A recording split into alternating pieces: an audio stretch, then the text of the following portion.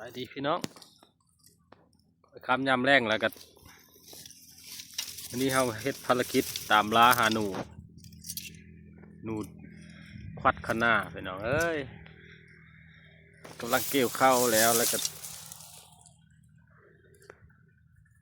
ได้เกี่ยวเข้าอ้อแปนได้แล้วก็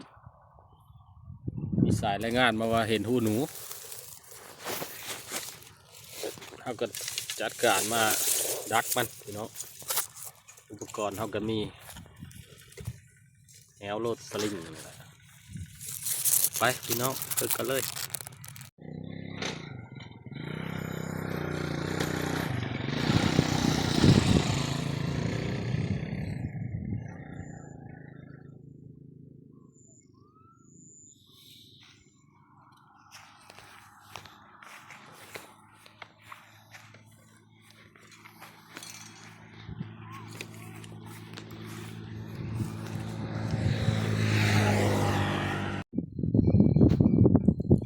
เข้าเพิ่นก็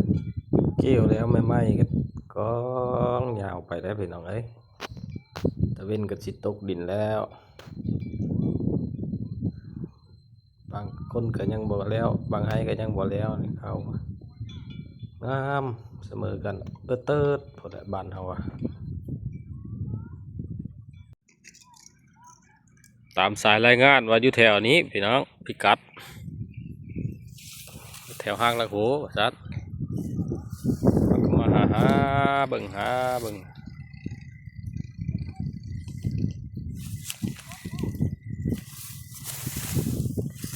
ในที่สุดก็เยอะแล้วพี่น้องโตขุยใหญ่ขนาดนี่โอ้พี่ขุยนี่ว่าควัดอยู่นี่หึงแล้วนี่นะลายเดินแล้วนี่โอ้เห็นหูแล้วพี่น้องหูมันอยู่นี่ว้ายบาทนี่เห็นจากไหนใส่เลยได้บาทหาทางมันก่อน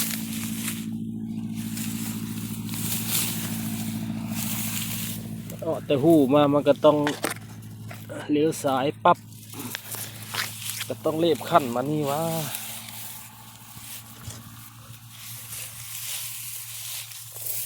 ขั้นมานี่เขาก็ปักนี่เลยดากนึง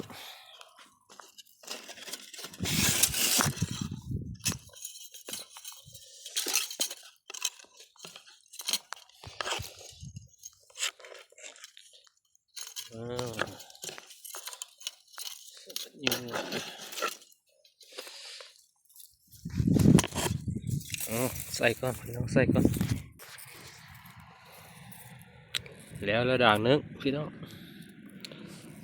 ตอนลุ้นน้ำการมือแรงเขาสิไปการนะมือแรงมากันด่างที่สองเขาใส่อยู่นี่พี่น้องเรียบร้อยขุยมันบ่แม่นมีเท่านี้ได้แบบนี้เขาสำรวจเบิ่งแล้วเห็นตื้มอีกพี่น้องพี่ทางมันที่มากพี่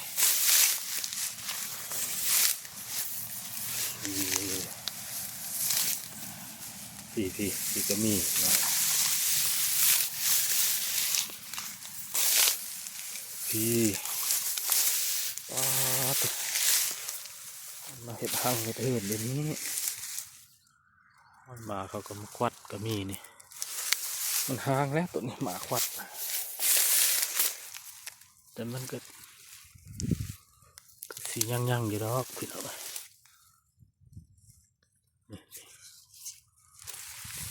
แถวนี้จะหูมันทั้งบัด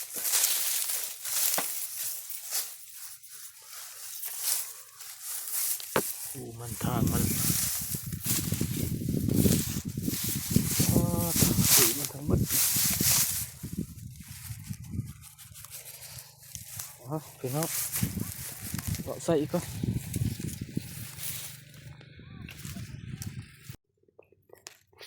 จากการสำรวจเบื้องทางมันเลยเห็นห้องห้อยอยู่นี่พี่น้อง ลงดินสีฟาดชนิดอีกด่างหนึง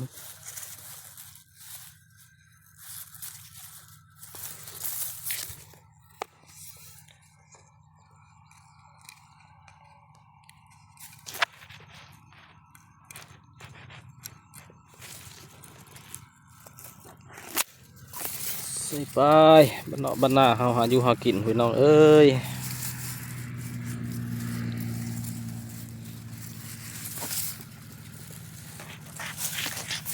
ตามวิถีบ้านป่าเฮานี่ละป่าบ้านทงเฮานี่ละ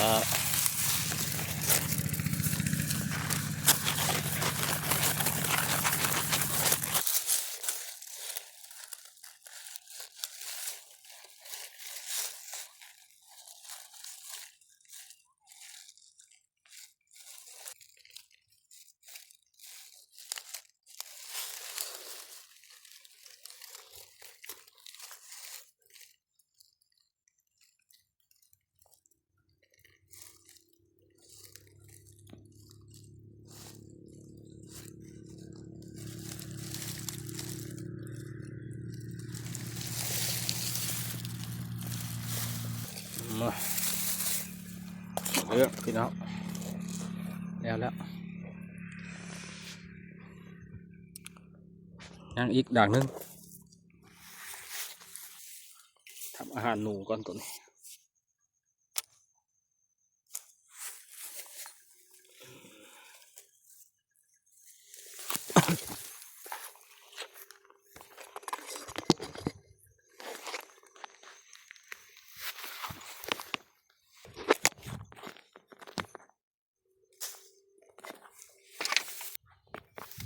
ยังด่างหนึงเขาสิใส่พี่น้องโอ้เขาความงามเลยเหลืองตุ้มอยู่ทงนะ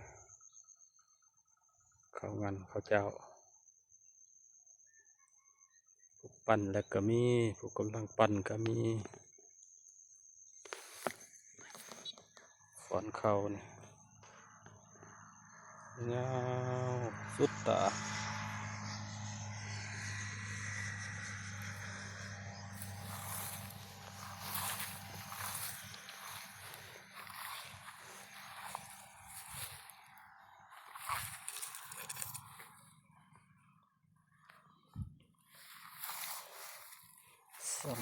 สองทางหนูพี่น้อง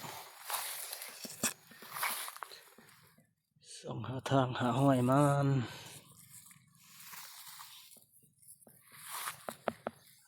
ลงหาลอยมันเอ๊ะเจ็บแล้วพี่น้อง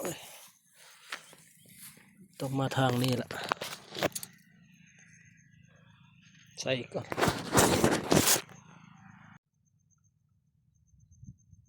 เรียบร้อยพี่น้องด่านที่สี่เรามาใส่บ่วงหนูเลี้ยวขึ้นไปพอดีเจออีหนูเอาอีหนูนี่แหละมายามหนูนำแมลงนี่มาเด้อพูนได้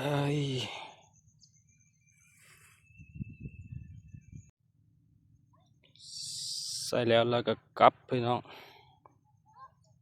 ก็ลุ้นมือแรงมาการนับกันเขาความงามบ้างไหมตบปั้นแล้วก็มีนี่ตบกำลังเกี่ยวแล้วก็มีห้องดังแถวอีหนูนี่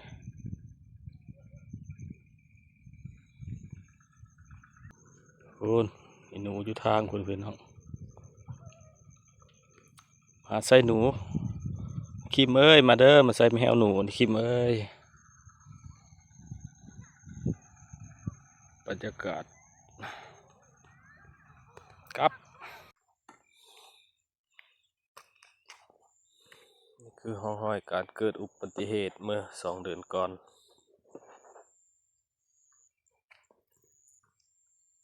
ถ้าหมายแบบนี้หมายความว่าจังได้พี่น้อง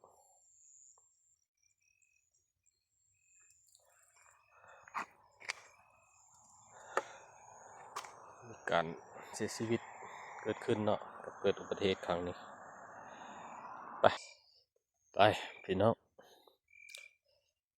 หลังจากกินข้าวล้ำคำแรงแล้วก็พยายามโบงรักหนูกันบาดนี่รุ่นน้ำกันว่าสิหมานบ่พูดจุดเอาใส่แถวนั้นละไปกันเลยโอ้ทางลงกัดสั้นพี่น้องเอ้ยไปเบิ่งกันเลย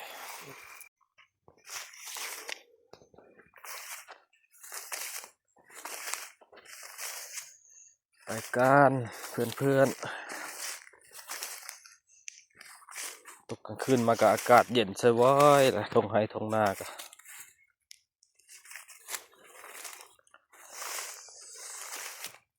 ตอนนี้ก็เป็นเวลาประมาณ10 โมงพี่น้อง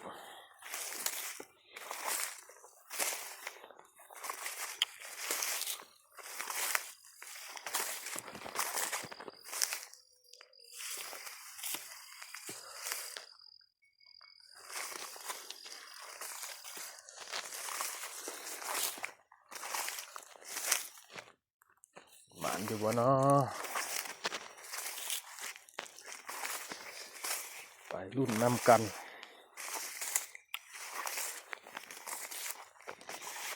โอ้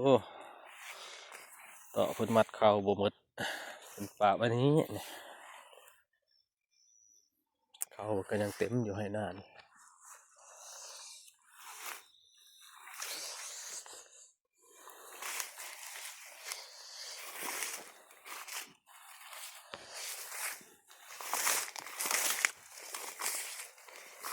ไกลแล้วพี่น้องเป็นรุ่นนำกันสิถือบ่หรือจังใด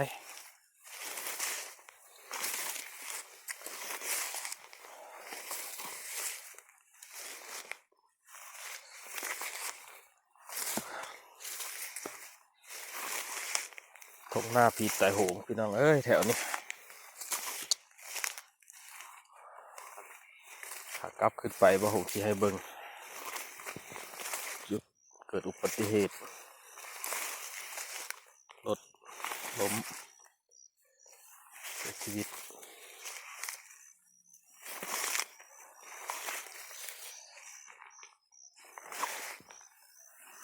เสียงหมาเห่าซะนั่นพี่น้องพอฟัง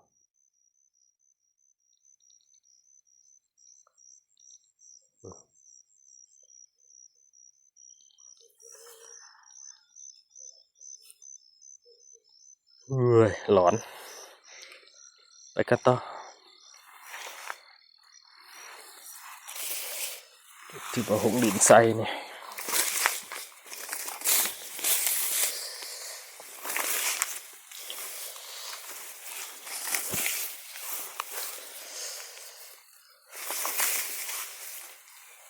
หมานอยู่บ่หมานอยู่บ่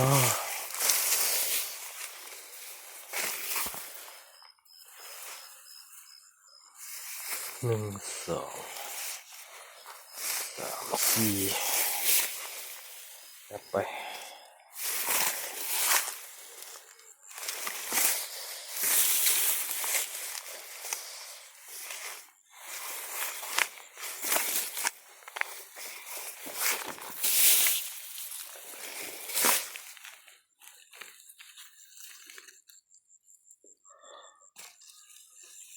ถึกบ่วงเขาเบิดแล้วบ่เนาะ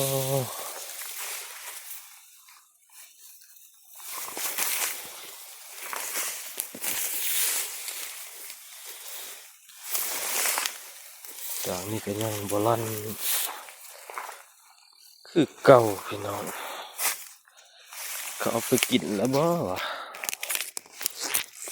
ห้อยก็ยังใหม่อยู่นะนี่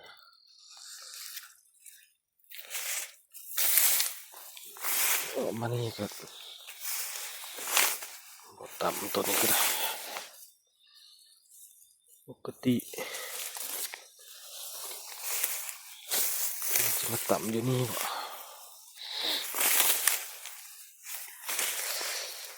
กระปูที่เขาเอาไว้ให้มันนี่เด้โอ้ดินทับกระปูไว้ให้ตัวนึงอยู่นี่เบิ่งดู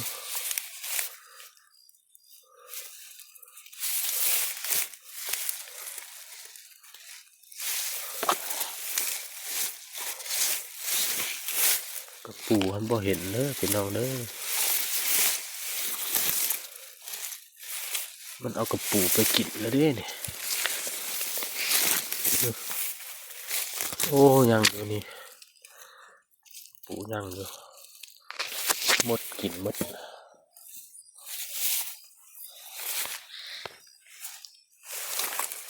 ด่างหนึงดักอยู่นี่ก็ยังคือเก่าเขากินแล้วที่หนูตรงนี้เลยยังไงเนาะ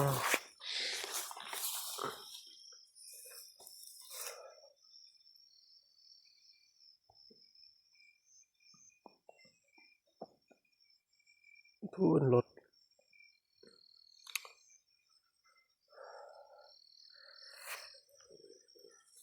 มารุ่นด่างสุดท้ายพี่น้อง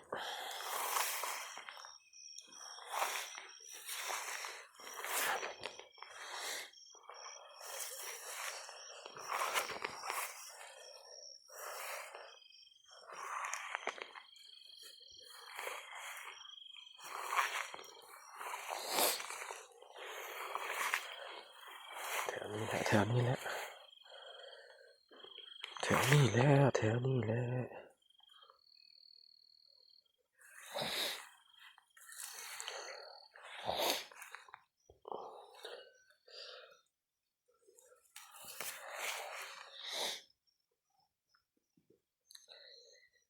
ตัวนี้ก็บ่ต่ำบ่หมานแล้วมื้อนี้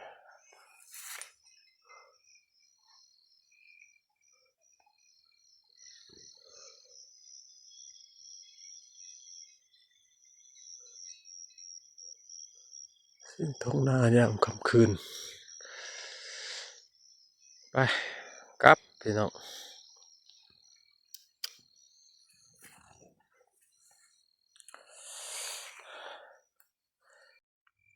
โอ้ยมากับบ่หมานพี่น้องเอ้ย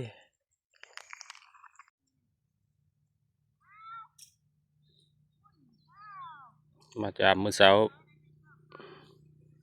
บ่ถึกพี่น้องเอ้ยเห็นแต่คนมัดเข้ากับเกี่ยวเข้าแซวๆเหมือนแดดก็คักแต่ได้เหมือน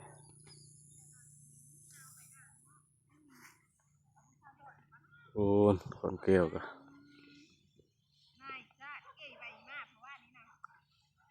อ่ะบ่มานเหมือนพี่น้องใจขอบใจเด้อพี่น้องผู้ใดติดตามรับชมมาฮอดจุดนี้ก็ได้ฝากกดไลค์กดติดตามเด้อพี่น้องบ๊ายบาย